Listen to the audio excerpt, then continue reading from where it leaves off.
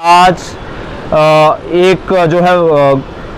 हवा सा उड़ाया जा रहा है कि गवर्नमेंट जो है वो गुजर बकरवाल तबका के जो हकूक़ हैं उनके साथ छेड़छाड़ होने जा रही है और गुजर बकरवाल तबका के जो राइट्स हैं, जैसे जिनमें हम कहेंगे एसटी के साथ छेड़छाड़ की बात की जा रही है, तो उसी को लेकर आज डाक बंगलो मंडी में ये सारे दोस्तों ने मिलकर एक यहाँ पे प्रोग्राम रखा था, जिसके बाद हमने एक प्रेस कॉन्फ्रेंस भी जो है वो करनी थी और उसी प्रेस कॉन्फ्रेंस के माध्यम से हम सेंट्रल गवर्नमेंट तक अपना मुतालबा पहुँचाना चाहते हैं कि जो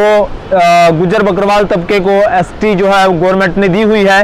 वो एस कैटेगरी में किसी भी जो बाहर की कम्युनिटी जो है, बाहर की दूसरे लोग आज इंक्लूड होना चाहते हैं इलीगली,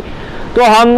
उनकी उस इलीगल इंक्लूजन की जो है वो मुकम्मल जो है मुखालफत करते हैं और हम गवर्नमेंट से ये अपील करते हैं कि वो इस किस्म की कोई भी कार्रवाई ना करे जिससे गुजर बकरवाल तबका के जो जज्बात हैं उनको ठेस पहुंचे, क्योंकि गुजर बकरवाल कौम है जो है, ये कबीला,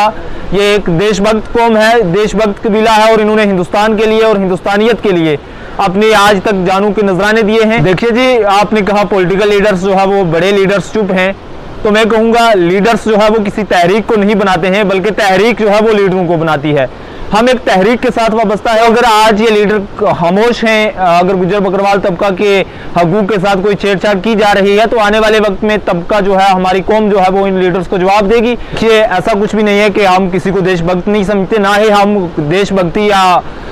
देशद्रोही के सर्टिफिकेट बांटते हैं। जम्मू कश्मीर में रहने वाला हर नागरिक जो जम्मू कश्मीर का बाशिंदा है, हम समझते हैं कि वो देशभक्त है। मैं आपके चैनलों के माध्यम से ये वाज़िया कहना चाहता हूं कि जो हमारी ऑर्गेनाइजेशन है, हमारा वाज़िया मकसद है कि सरकार हमारे जो पहाड़ी भाई हैं उनको भी रिजर्वेशन दे, लेकिन उनको रिजर्वेशन पीएसपी कोटा के अंडर जब 4% रिजर्वेशन ऑलरेडी सरकार ने दी हुई है, उस 4% रिजर्वेशन को बढ़ा के गवर्नमेंट 10% करे और उसे सेंटर में रिकॉग्नाइज करे। लेकिन जो लोग हालात खराब करने के दर पे हैं, उन लोगों को ये बात रास नहीं आती है और वो लोग सिर्फ ये कह रहे हैं कि अगर हमें चाहिए तो सिर्फ एसटी ही चाहिए। तो मेरा उनसे भी ये सवाल है कि आपको एसटी ही क्यों चाहिए? जम्मू हिंदुस्तान में और भी कैटेगरीज हैं, आप एससीज में इंक्लूजन की मांग नहीं कर रहे हैं, आप ओबीसीज में इंक्लूजन की मांग नहीं कर रहे हैं, आप किसी और कैटेगरी में नहीं मांग कर रहे हैं, आप सिर्फ एसटी में ही आने की मांग कर रहे हैं, जिससे मंशा साफ जाहिर होती है इन लोगों की कि ये लोग गुज्जर और पहाड़ी दो लोगों को आपस में, दो भाइयों को आपस में लड़ाना।